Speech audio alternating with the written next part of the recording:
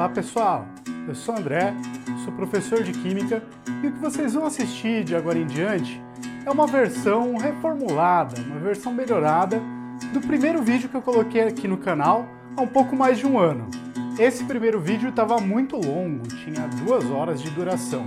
Além disso, tinha uma série de probleminhas de edição, além de problemas técnicos relacionados à qualidade do som, que eu tentei corrigir, pelo menos parcialmente, para oferecer para vocês um material, enquanto eu não consigo fazer um novo vídeo sobre o tema que seja um pouco mais agradável e mais adequado para a gente aprender alguma coisa. Outra escolha que eu resolvi fazer foi dividir esse vídeo em 2 partes.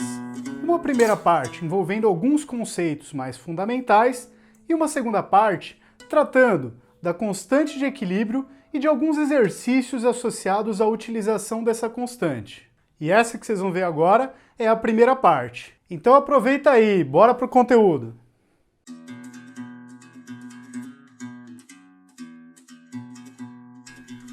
Olá pessoal, eu sou André, eu sou professor de Química e esse é o primeiro de 4 vídeos que eu vou gravar sobre o tema equilíbrio químico, uma abordagem voltada para o ensino médio.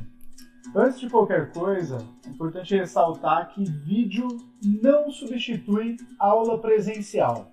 É uma ferramenta importante que a gente pode utilizar para auxiliar os estudantes, mas ele não substitui a aula presencial. E como você bem pode ver aqui embaixo, esse vídeo acabou ficando bem longo. Então, aproveite ele da forma que melhor te ajudar. Se quiser pausar, voltar em algum ponto, voltar para trás para pegar algum tema que ficou mal entendido, fique à vontade.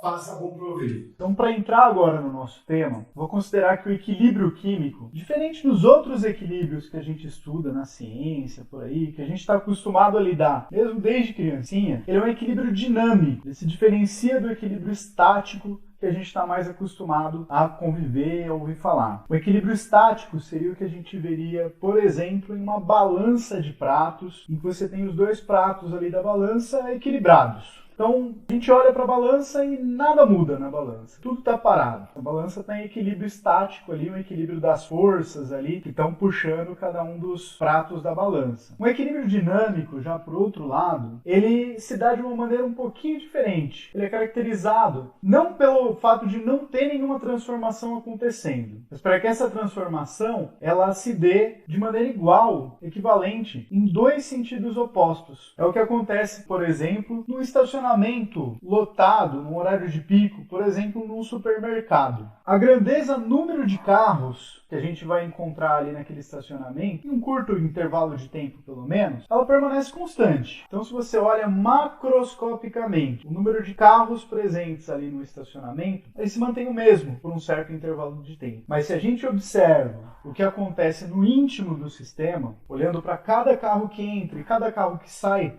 do estacionamento naquele período, a gente vê que esse sistema está sim em constante transformação. Acontece que a entrada de carros e a saída de carros são 2 fenômenos opostos e que se compensam de alguma forma. Então, um estacionamento lotado ali no horário de pico seria um exemplo mais próximo do nosso dia a dia de equilíbrio dinâmico. Um outro exemplo que eu também costumo usar é uma pessoa correndo em uma esteira daquelas de fazer exercício.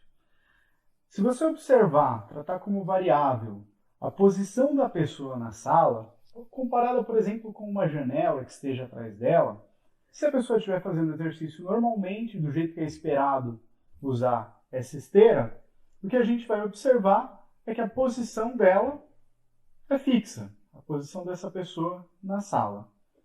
No entanto, a gente sabe, né, que se a pessoa estiver correndo, ela está correndo em direção ao que seria a frente da esteira, e a esteira está puxando ela para trás. Se por um acaso a pessoa estivesse correndo a uma velocidade maior, embora em sentido contrário, do que a esteira puxa ela para trás, o que aconteceria é que essa pessoa ia tropeçar ali no suporte da frente da esteira, alguma coisa do tipo. Por outro lado, se a pessoa estivesse correndo com uma velocidade menor do que a esteira puxa ela para trás, aí essa pessoa ia cair para trás ali no meio do exercício dela. Nessas 2 situações que eu coloquei, a posição da pessoa não estaria em equilíbrio dinâmico. tá? Porque as velocidades da pessoa e da esteira teriam módulos diferentes. Por outro lado, nas condições normais da pessoa fazer o exercício, que é o esperado, a pessoa está correndo em direção à frente da esteira com uma velocidade e a esteira está puxando ela para trás com a mesma velocidade, mas em um sentido oposto. Nessa situação, a variável macroscópica ali que a gente está observando, que é a posição da pessoa em relação à sala, com relação à janela, por exemplo, que está atrás dela, essa variável está em equilíbrio dinâmico. A posição dela não muda com relação à sala, né?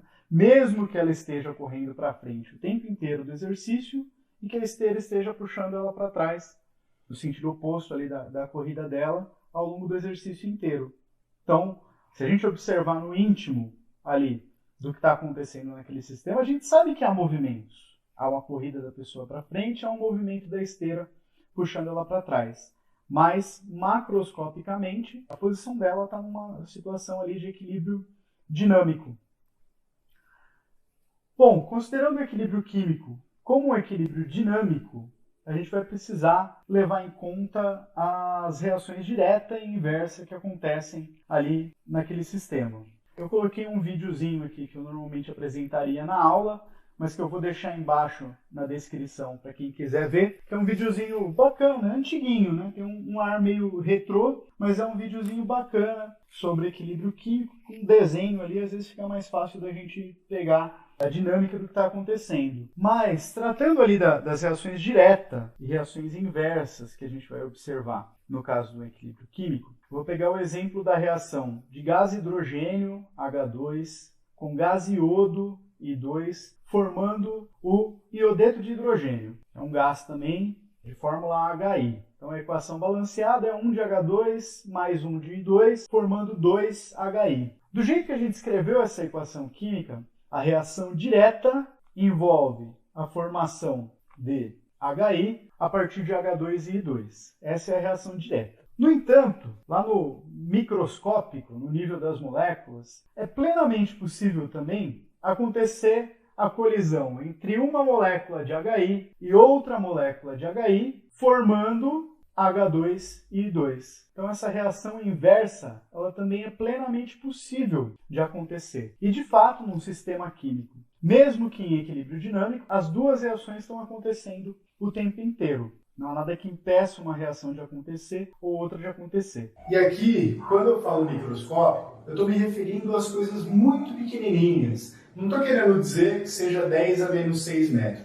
Na verdade, o tamanho das moléculas é umas 1000 vezes menor do que isso. Quando a gente chega na situação de equilíbrio, que as concentrações das substâncias ali envolvidas não vão se alterar, macroscopicamente a gente observa o sistema e fala: ih, parou, está parado. Na verdade, se a gente pudesse observar no íntimo do sistema o que está acontecendo com as moléculas ali presentes, a gente vai ter o tempo inteiro H2 e I2 formando HI, reação direta, e 2 HIs reagindo para formar H2 e I2, reação inversa. O que acontece no equilíbrio é que esses dois processos têm um resultado líquido que se anula. A quantidade que acontece do processo direto e a quantidade que acontece do processo inverso se compensam, de modo que a gente macroscopicamente tem a impressão de que está tudo parado, que a reação parou. Mas na verdade, no fundo, não tem nada parado ali. Tem sempre alguma coisa acontecendo. E aqui nesse ponto, eu quero chamar a atenção de vocês para uma representação muito importante quando a gente fala de equilíbrio químico, que é a seta dupla de reação. Você tem meia seta apontando para a direita, representando a reação direta, e meia seta apontando para a esquerda, representando a reação inversa. Bom, um ponto importante, a partir do momento que a gente compreende o fenômeno de maneira qualitativa, a gente passar a tentar interpretá-lo de uma maneira quantitativa. Então eu trago aqui para vocês uma tabelinha com os valores das concentrações dessas três substâncias, H2, I2 e HI, ao longo do tempo, para um dado sistema. Então, a figura aqui ao lado, ela também vai dar uma visão para a gente do que está acontecendo. Se a gente começa a nossa reação química no instante T0, que eu vou chamar de T0 aqui, contendo apenas no nosso sistema H2 e I2. Então eu peguei gás hidrogênio, peguei gás iodo, coloquei os dois no mesmo recipiente. Se só tinha gás hidrogênio separado, gás iodo separado, não há porquê no instante inicial, logo no instante que eu misturei os dois, de eu supor que exista alguma quantidade de HI, iodeto de hidrogênio. Então, no instante T0, eu tenho a concentração de 1 mol por litro de H2, a mesma concentração de 1 mol por litro de I2 e a concentração zero de HI, né, do produto ali na nossa reação. E aqui nesse ponto, eu faço um apelo aí para que quem ainda não estudou a cinética química, se possível, dê uma olhadinha no assunto, porque a gente vai mobilizar alguns conceitos, algumas ideias do tema da cinética química. Eu ainda não tenho uma aula gravada sobre isso, mas assim que eu tiver, eu vou deixar aqui no card também disponível para quem quiser dar uma olhadinha. Então, nessa condição, nesse momento em que eu tenho apenas reagentes e não tenho nada de produto ali, a taxa de desenvolvimento da reação direta, a velocidade da reação direta, ela é a máxima que a gente vai observar ao longo do processo inteiro de reação. Por quê? Porque as velocidades das reações, elas, especialmente das reações elementares, que é o que a gente trata com mais frequência no ensino médio, elas dependem das concentrações dos reagentes que estão envolvidos nela. Então, se na situação inicial, no tempo T0, eu tenho a máxima concentração de reagentes, toda ali a matéria na forma de H2 e I2, a taxa de desenvolvimento da reação direta, que tem essas duas substâncias como reagente, ela é máxima. Se eu tenho só H2 e só I2, assim como na imagenzinha, eu só tenho reação direta acontecendo. Não é nem possível eu ter alguma reação inversa acontecendo, porque a reação inversa depende de nós termos HI no meio, para que uma molécula de HI possa se chocar com outra, formando H2 e I2. Então, a reação inversa não pode nem acontecer nesse momento. Então, a taxa de desenvolvimento, a velocidade da reação inversa, ela vai ser zero nesse instante t igual a zero, porque o reagente dela, que é o produto da reação direta, o HI, nem está ali presente no meio. Então, não tem como acontecer reação inversa nesse primeiro instante. Vamos observar agora os instantes T1, T2 e T3. Se a gente olhar para a tabela, o que a gente observa é que do T0 para o T1, do T1 para o T2, do T2 para o T3, as concentrações de H2 e de I2 estão diminuindo. Ao mesmo tempo, a concentração de HI, de T0 para T1, de T1 para T2, de T2 para T3, ela está aumentando ao longo desse processo. Nesses instantes aí, todas as moléculas que tiverem, ou todos os pares de moléculas, pelo menos, que tiverem uma energia maior do que a energia de ativação, também um conceito ali que a gente estuda em cinética química, tiverem energia suficiente para ter uma colisão com orientação adequada e com velocidade suficiente, todas essas moléculas vão reagir, né?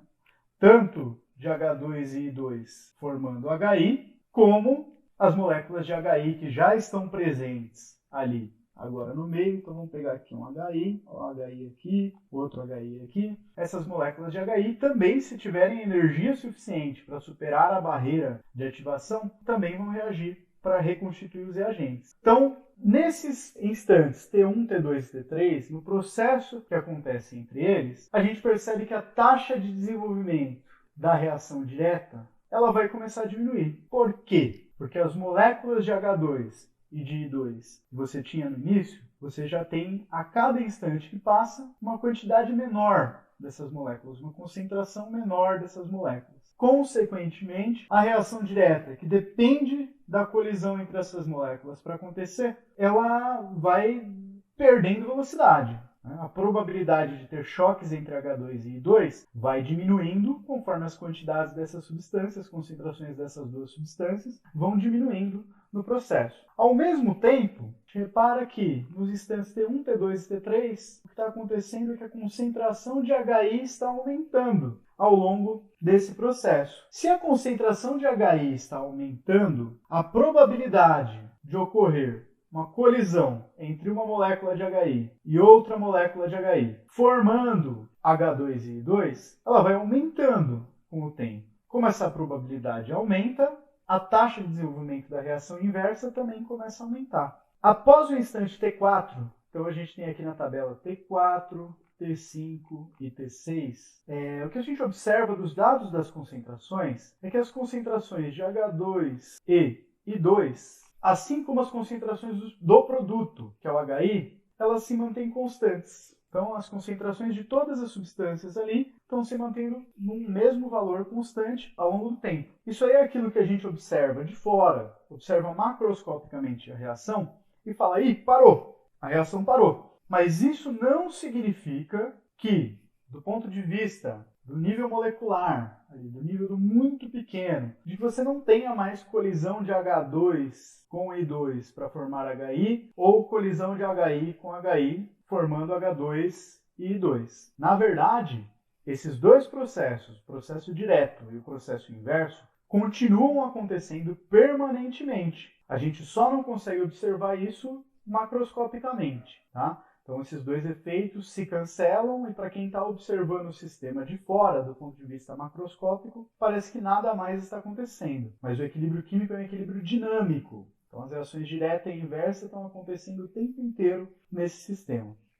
Bom, já que a gente já analisou, do ponto de vista dos números ali na tabela, o que acontece com as concentrações de cada uma das 3 substâncias envolvidas nessa reação, vale a pena a gente resgatando novamente ali algumas ideias da cinética química para a gente raciocinar o que vai acontecendo com a taxa de desenvolvimento das reações direta e inversa nesse processo. Então, no instante T0, eu só tinha H2 e I2 na sua concentração máxima nesse processo. Então, a taxa de desenvolvimento no instante T igual a 0, ela é máxima para essa reação.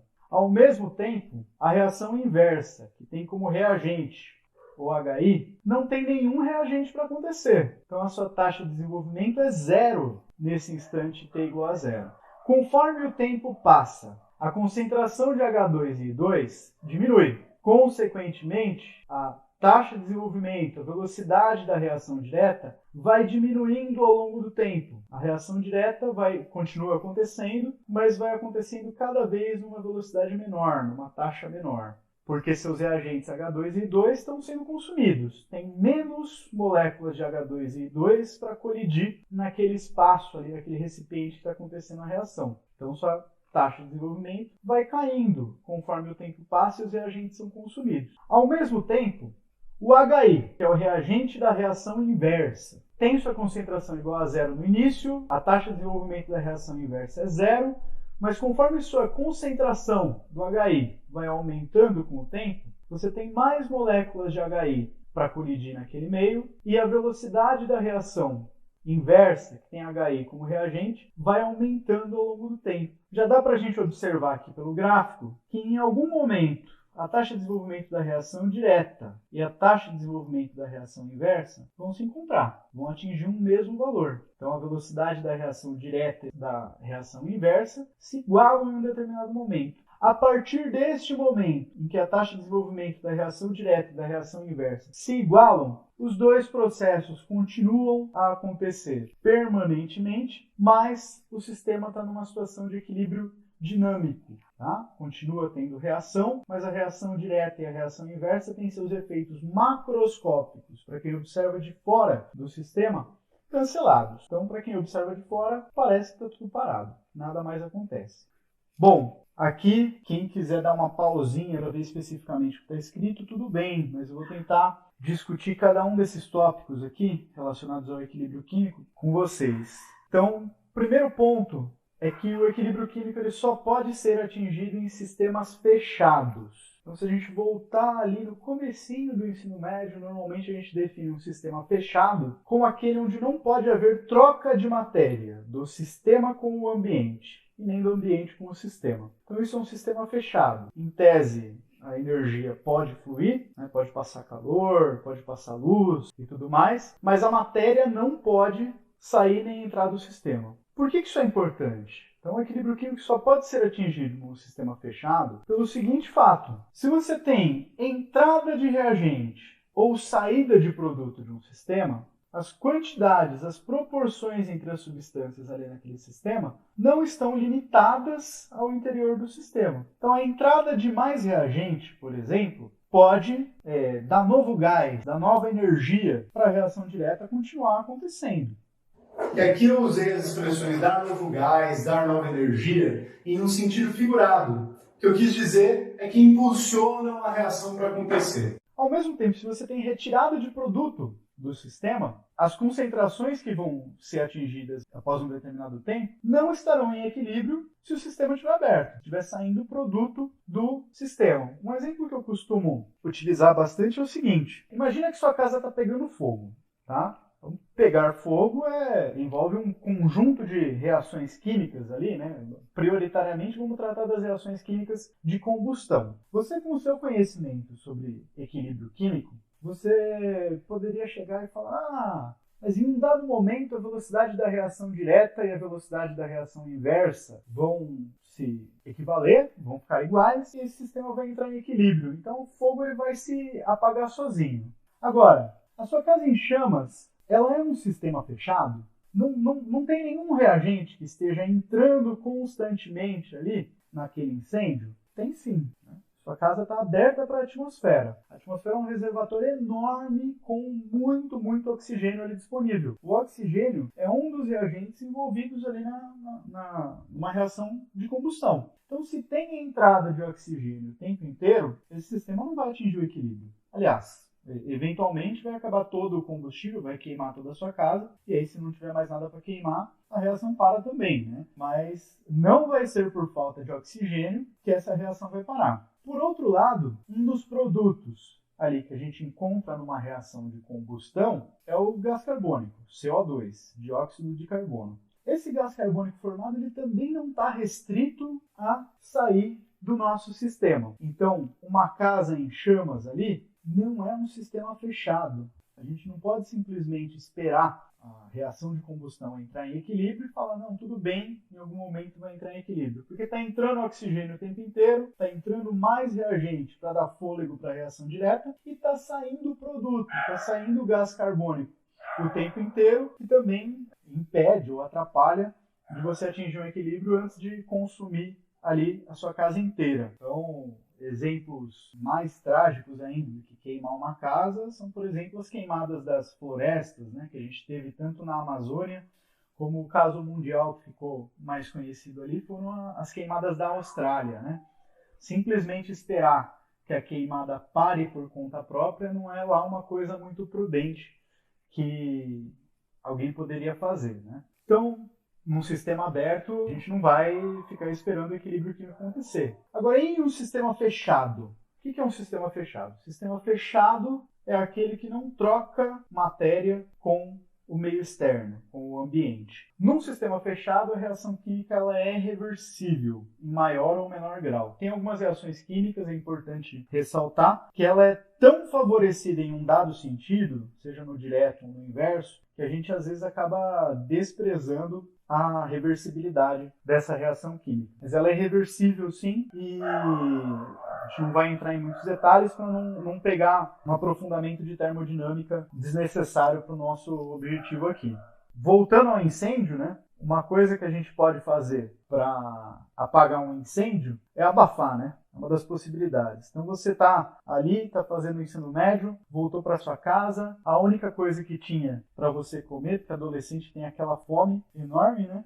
Eram uns hamburgão que estavam congelados ali no congelador da sua casa. Aí você foi fazer o hambúrguer, botou aquele excesso de óleo ali na frigideira, botou o hambúrguer ali para fritar e foi conversar com alguém no WhatsApp. Largou o hambúrguer lá, fazendo aquela lambança de óleo na cozinha. Eventualmente, em algum momento, o que pode acontecer? Esse óleo pode pegar fogo ali nas paredes da panela e pode queimar ali, começar a pegar fogo dentro da própria panela.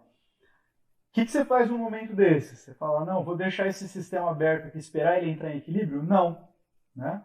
Uma das iniciativas é tentar, pelo menos parcialmente, fechar o sistema para bloquear essa continuidade da reação até queimar tudo, até pegar fogo em tudo, né? Então, uma possibilidade, por exemplo, comum aí numa cozinha, você tem uma tampa de panela que sirva na sua frigideira ali do lado, você bota a tampa em cima para abafar o fogo. E se por um acaso você passar por essa situação, melhor é desligar o fogão, abafar e deixa a bagaça esfriar. Porque se você abrir de novo, corre o risco do fogo voltar. Então, abafar o fogo do ponto de vista químico, o que a gente está fazendo aqui é o seguinte, é impedindo a entrada de mais reagente, no caso o reagente aqui é o oxigênio, o gás oxigênio O2, e impedindo a saída de produtos, como por exemplo ali o CO2. Então, com isso, você consegue ali um resultado melhor do que deixar o incêndio da panela virar um incêndio da cozinha e da casa inteira. Então, olha lá como equilíbrio químico é um assunto importante mesmo no dia a dia.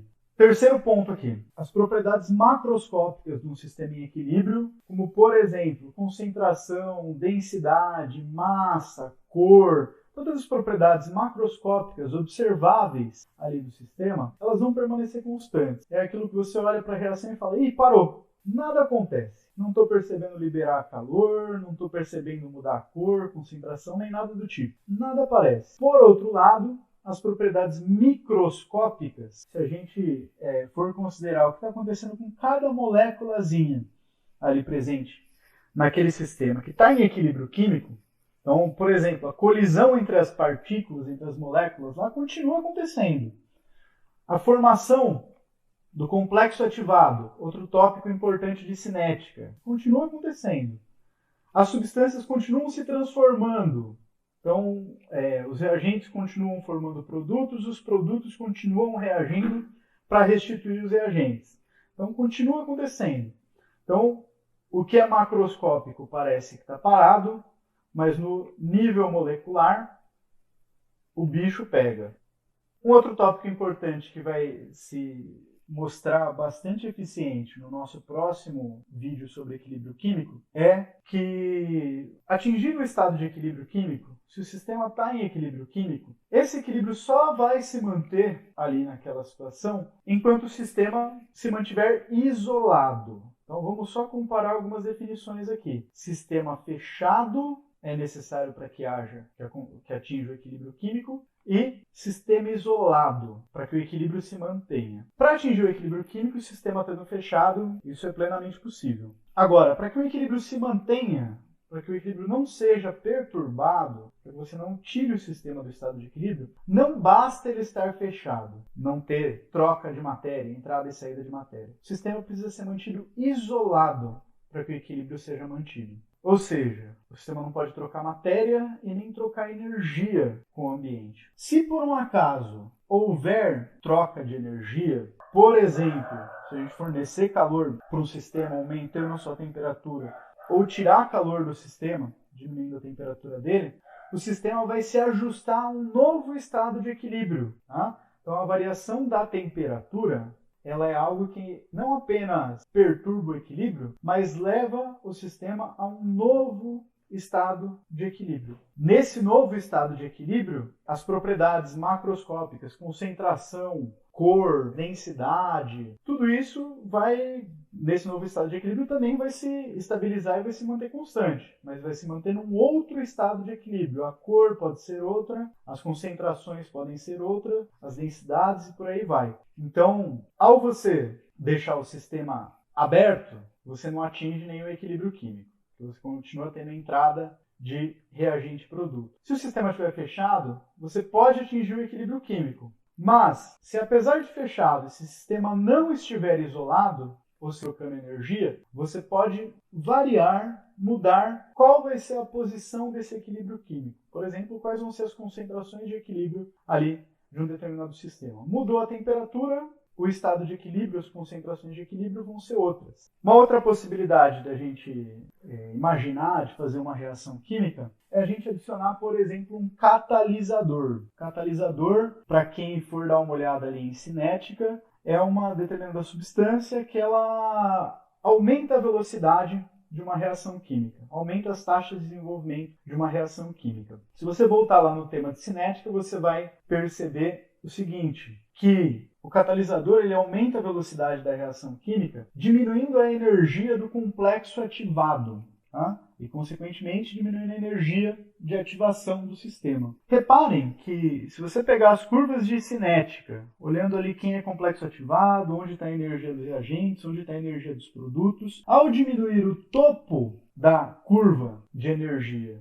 ali da cinética química, você diminui a barreira de ativação tanto da reação direta como da reação inversa. Então, quando você adiciona um catalisador em um sistema que já está em equilíbrio químico, tanto a reação direta como a reação inversa vão ficar mais rápidas, vão ter taxas de desenvolvimento maiores. Diminui a lombada tanto para a reação direta como para a reação inversa. E não vai favorecer nenhuma das duas. Então, adicionar um catalisador não altera as concentrações de equilíbrio entre reagentes e produtos de uma reação química. Favorece igualmente a reação direta e a inversa e a posição de equilíbrio se mantém. Bom, vamos lá. A gente já falou o que acontece com a velocidade ao longo do tempo para uma reação química. E agora a gente vai dar uma olhadinha com o que acontece com as concentrações, sejam de reagentes, sejam de produtos. Então, nesses três gráficos que a gente tem aqui, os reagentes vão corresponder à linha cheia e os produtos vão corresponder à linha pontilhada. É fácil de observar isso porque aquilo que a gente chama de reagente, a gente espera que a concentração dele vai diminuindo, ele vai sendo gasto, vai sendo consumido ao longo do tempo, e o que a gente chama de produto é o que está sendo produzido, está sendo formado. A concentração aumenta. Eu coloquei aqui de maneira ilustrativa, não se preocupem tanto com os valores aqui, algumas possibilidades. Eu acho que isso aí vai ajudar a gente até a introduzir uma certa representação importante quando a gente está falando de equilíbrio químico. Se a gente tem uma situação, que essa aí eu vou dizer que é uma raridade aqui, eu marquei como raridade, porque realmente é mesmo. Uma situação em que a concentração dos reagentes foi diminuindo, a concentração dos produtos foi aumentando, de um modo que as concentrações de reagentes e produtos no equilíbrio, que é quando ninguém mais aumenta nem diminui de concentração, seja a mesma. Então você tem a reação direta tão favorecida quanto a inversa. Eu digo que isso aqui é uma raridade, porque isso aqui para uma determinada reação química só vai acontecer a uma temperatura muito específica. Então, a princípio eu poderia imaginar que essa situação do primeiro gráfico aconteça para qualquer reação química. Mas só vai acontecer em uma determinada temperatura muito certinha. Os casos reais que a gente costuma lidar, você vai ter de fato ou um favorecimento da reação inversa. E a gente representa a setinha de equilíbrio, a dupla seta de equilíbrio, com a setinha maior no sentido inverso e a setinha menor no sentido direto. E aí, se você tem esse favorecimento da reação inversa, os reagentes vão diminuir sua quantidade, os produtos vão aumentar sua quantidade, mas no final não vai ter lá muito produto não. E vai ter sobrado um monte de reagente. Outra possibilidade também comum é a situação em que a gente tem a reação direta, marcada com uma setinha maior, e a reação inversa, aqui marcada com uma setinha menor. Nessa situação, você vai ter formação de muito produto e consumo de muito reagente. Então, no equilíbrio, vai ter um montão de produto e um pouquinho de reagente. As alturas dessas curvas elas vão variar de reação para reação, a depender da temperatura, das condições em que a reação é feita. Mas a gente tem essas situações que são situações interessantes da gente estudar qualitativamente em termos de equilíbrio químico. Então, só reforçando aqui a questão de nomenclatura, quando ou você não tem um favorecimento explícito de nenhuma das reações, nem da direta ou da inversa, a gente usar a dupla seta de equilíbrio, então tem meia setinha apontando para a direita, meia setinha apontando para a esquerda, as duas setas iguais, a gente vai usar esse símbolo ou quando não tem realmente um favorecimento maior de uma reação ou de outra, ou quando quem está escrevendo não está se comprometendo em dizer qual dos fenômenos está favorecido. É muito comum, inclusive, isso. Porém, quando a gente quer deixar explícito que a reação inversa é favorecida, a gente deixa a meia seta da reação inversa maior do que a meia seta da reação direta. Quando a gente quer deixar explícito que a reação direta é favorecida, a gente deixa a meia seta da reação direta, que aponta para a direita, grandona, e a meia seta da reação inversa, pequenininha. Bom, pessoal, é isso aí. Eu espero que vocês tenham gostado. E aqui na sequência já vou deixar o link para a segunda parte desse vídeo reeditado de Introdução ao Equilíbrio Químico, onde nós vamos falar sobre as constantes de equilíbrio e fazer alguns exercícios relacionados a esse tema. Muito obrigado pela atenção, fiquem de olho nos próximos vídeos do canal e até mais!